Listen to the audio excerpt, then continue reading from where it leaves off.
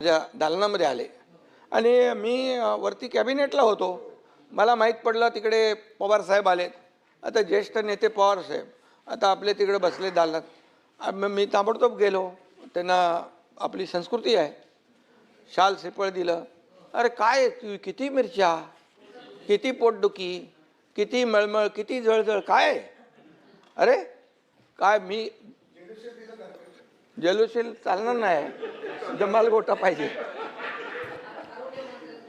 आरोग्यमंत्री हे बघ तुझं आता काय एवढं, आता इतक्या वर्ष 4 वर्ष झालेत, ते काहीतरी द्या त्यांना इलाज. 50 वेळा सभापती महोदय मुख्यमंत्री देवेंद्रजींकडून जाऊन त्यांना बुके देऊन लोटांगण घालून सगळं भेटतात. आम्ही कधी देवेंद्रजींनाही विचारलं नाही आणि देवेंद्रजींनी देखील मला विचारलं नाही. आमच्या दोघांना एकमेकावर विश्वास आहे.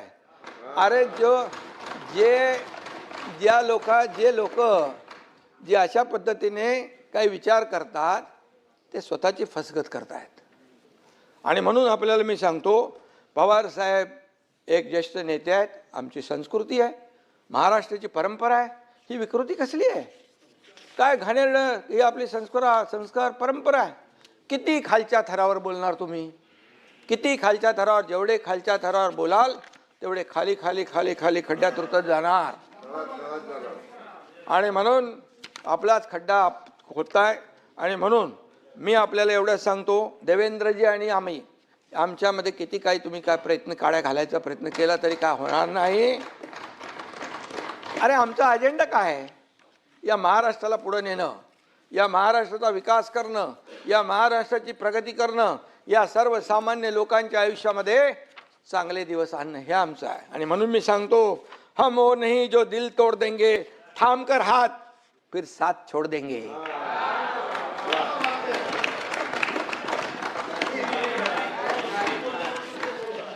पानी की तरह ये दोस्ती हमारी, पानी की तरह दोस्ती हमारी, कोई कितना भी चाहे हम जुदा नहीं होंगे.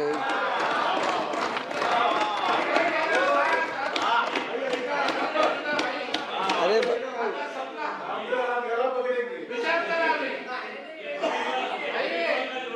काही लोक आहेत ना मनामध्ये त्यांच्या उकळ्या फुटतात. अरे ह्यांच्यामध्ये काहीतरी चालू नाही. आम्ही रोज एकमेकांशी बोलतो, एकमेकांशी संपर्क असतो आमचा. कुठे काय झालंय, कुठे काय करायचं आहे, हे सगळं आहे. आमचा अजेंडा स्वार्थ नाही, आमचा अजेंडा परमार्थ आहे. लोकांना मदत करणं आमचा अजेंडा आहे.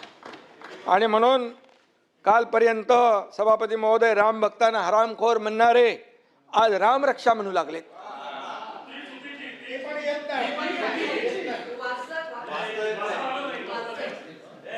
श्रीकांतनी एका दमात बोलून टाकलं होतं, हनुमान चालीसा, सत्ता असताना दाम आणि सत्ता गेली की राम.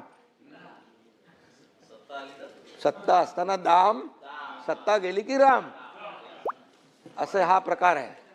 आणि म्हणून कर्माची मिळाली शिक्षा म्हणून आठवली रामरक्षा. आता तुम्ही काय करणार सभापती महोदय? काहींनी नवा शोध लावलाय की हनुमानाने मशालीने लंका जाळली. हनुमानाने भाई मशालीने लंका जाळली. त्यांच्या पक्षाची निशाणी जर लायटर असती म्हणाले असतील लायटरने लंका जाळली.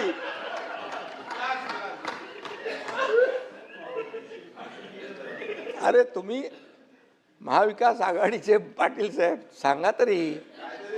आता रामानंद सागरला परत ते रामायण सांगायला लावू का? अरे याच्यामध्ये अंबादास एकदम त्याला पूर्ण इतिहास माहित आहे. आणि म्हणून काय बोलतील याचा नेम नाही. आणि मी नेहमी सांगतो, जो राम का नहीं वो किसी काम का नहीं. आता त्यांना कळलंय आणि म्हणून ही उपरती सुचलेली आहे. आणि म्हणून हनुमान चालीसा म्हणणाऱ्या आमदार खासदारांना जेलमध्ये कोणी टाकलं? आणि म्हणून मी सांगतो, आपल्याला देखील नावं घेत नाही मी, तुम्हाला उगाच नोटीस बिटीस घ्यायला नको. हा नहीं, म्हणजे ऐसे लोगों से रखना दूरी जिनके मुंह में राम और बगल में छुरी, इसलिए मैं बता रहा हूं। सही आहे, सही आहे।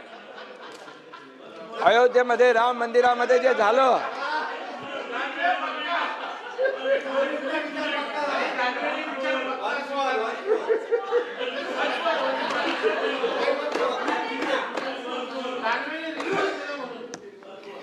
नको जाऊ दे। अयोध्येत राम मंदिरामध्ये जे झालं त्याचं कोणी समर्थन करू शकत नाही। राम भक्तांना अतिशय वेदना झालेल्या आहेत आणि यावर कठोर चौकशी, कठोर कारवाई होते आहे। मोदीजी आणि योगीजी कुणालाही सोडणार नाहीत, ते जेलमध्ये तुरुंगात खडी फोडायला पाठवल्याशिवाय राहणार नाही। परंतु मी आपल्याला आठवण करू देऊ इच्छितोय की जे टीका करतायत त्यांच्या सहकाऱ्यांनी सिद्धिविनायकाच्या मंदिरामध्ये दानपेटी लुटण्याचं पाप केलं, तेव्हा चौकशीचे आदेश का दिले नाहीत? का दिले नाहीत? मी बोलतोय त्याच्यावर पुरावा म्हणून बोलतोय। हे बघा, हे बघा, सिद्धिविनायक मंदिरात अनागोंदी कारभार आणि याच्यामध्ये म्हटलंय सिद्धिविनायकाला धोके आणि तिकडे खोके, ते मी नाव घेत नाही। हे बघा, ही बातमी आहे, हे मी बोलत नाही आहे। मनसेचे किल्लेदार यांनी प्रेस कॉन्फरन्स घेऊन हे त्यावेळेस हे केलेलं आहे। ही वस्तुस्थिती आहे, मी खोटं बोलणार नाही। आणि सिद्धिविनायकाच्या दानपेटीवर डल्ला मारणं हे आपलं हिंदुत्व आहे का? सावरकर यांना माफीवीर म्हणणाऱ्यांच्या मांडीवर बसणं हे आपलं हिंदुत्व आहे का? बाळासाहेबांचे विचार तोडून मोडून टाकणे हे आपलं हिंदुत्व आहे का? साधूंची हत्या झाली तेव्हा मूग गिळून बसणं हे आपलं हिंदुत्व आहे का? मतांसाठी दहशतवाद्यांना प्रचार सभेत फिरवणं हे आपलं हिंदुत्व आहे का? निवडणुकीत पाकिस्तानचे झेंडे नाचवणं हे आपलं हिंदुत्व आहे का? अरे भाई, हा, मुंबईत पण, मुंबईत झालंय तो एक कुठला मजा हे होता तो, कुठली ती कोणाची ती होती ना, ती सजवली ती खबर नाही, नाही इथलं मुंबईमध्ये याकूब मेमन। आणि म्हणून मी एवढंच सांगतो, मतांसाठी एवढ्या खालच्या पातळीवर जाणं किती योग्य आहे?